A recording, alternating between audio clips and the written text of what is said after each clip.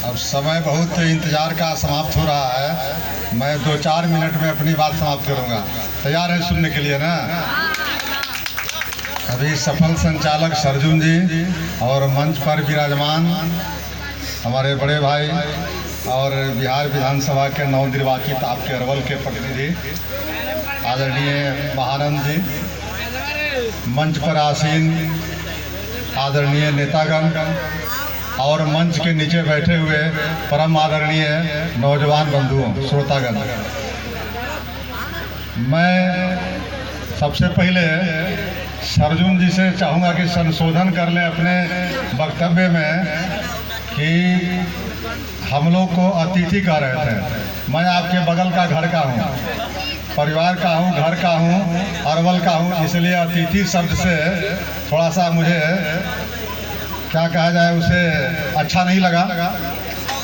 नहीं, कोई बात नहीं है, लेकिन कोई भी बात कहना हो तो बेबाक ढंग से हम लोग कह सकते हैं, सुन सकते हैं। आपकी सारी समस्याओं में हम लोग शेयर कर सकते हैं।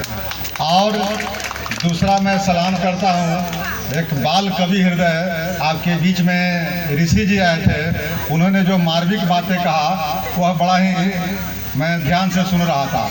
उन्होंने आपको इशारा किया कि आज जिस अवसर पर हम लोग इकट्ठे हुए हैं वह अवसर क्या है? लक्ष्मी पूजा। लक्ष्मी जी, सरस्वती जी या दुर्गा जी, दुर्गा जी जो है ये शक्ति के प्रतीक हैं। तो यह लक्ष्मी जी की जो बात कर रहे हैं आप, तो आपके घरों में भी लक्ष्मी जी के रूप में माँ और बहनें हैं, साक्षात लक्ष्मी। और माँ और बेटियों का आप कदर नहीं करेंगे तब तक आपकी नारी शक्ति का सम्मान नहीं हो सकता।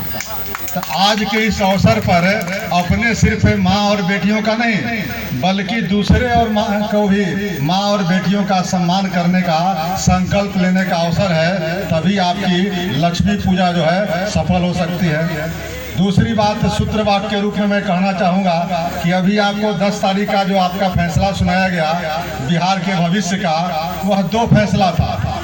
एक ही चीज़ पर 2 फैसला था। पहला फैसला क्या था? जनता का फैसला था। जनता के फैसला में महागठबंधन की जीत हुई। और दूसरे तरफ संवैधानिक संस्था जो निर्वाचन आयोग होता है, चुनाव आयोग का फैसला क्या था? फेरा फेरी कर करके सरकार बना दी गई।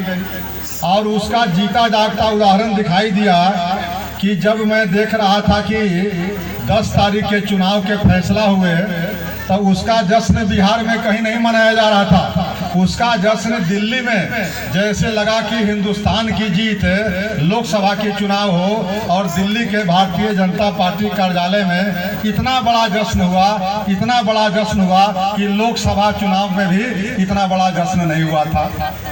दूसरी बात देखने को मिला, कल भी शपथ ग्रहण हो रहा था। तो शपथ ग्रहण के दिन भी मैं न्यूज़ 18 पर कल गया था डिबेट में, वहाँ भी अपने साथियों को कहा कि कल मैं जब रास्ते से जा रहा था तो बिरचन पट पर जो कार्यालय है जनता दल यू में लगा कि जैसे विधवा विलाप हो रहा हो।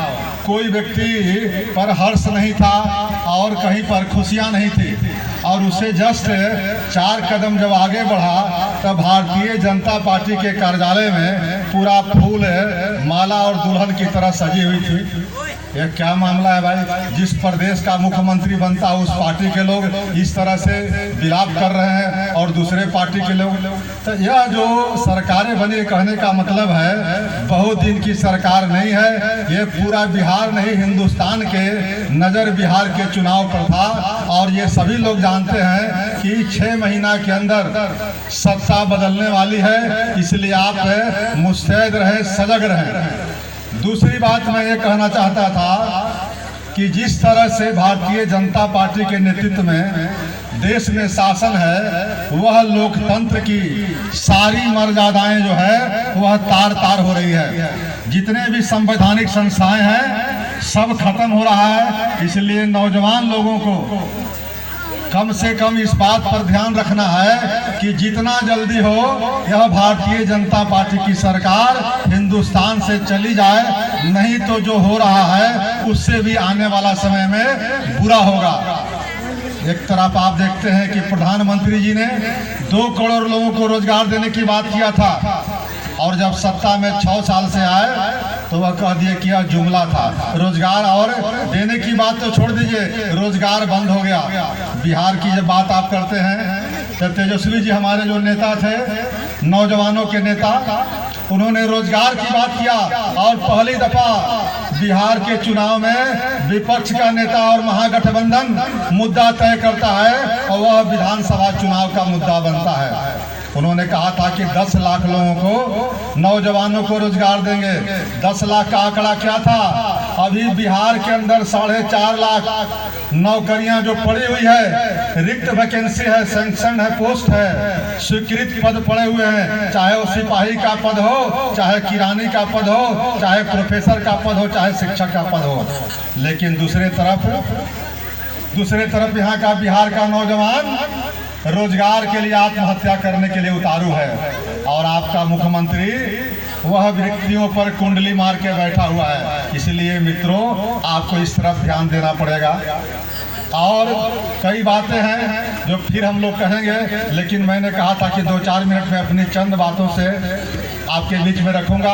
आप सांस्कृतिक कार्यक्रम है, आज मैं नहीं चाहता हूं कि आपके बीच में दीवार बनूं। रात में आप हमारी भाषण सुनने के लिए नहीं, बल्कि वह कार्यक्रम का आनंद उठाने के लिए आए हैं। बीच में आयोजकों ने हम लोग को घसीट दिया है, आपको भाषण सुनने के लिए बाध्य किया है। इसलिए इतनी ही चंद बातों के साथ मैं पुनः अपने विधायक जी ने जो घोषणा किया है, जो यहाँ की समस्याएं हैं, वह बराबर हम लोग इस पर प्रयत्नशील रहेंगे, और जो भी हम लोग से बन पाएगा, जो भी जरूरी होगा, उसको करने में कोताही नहीं बरतेंगे।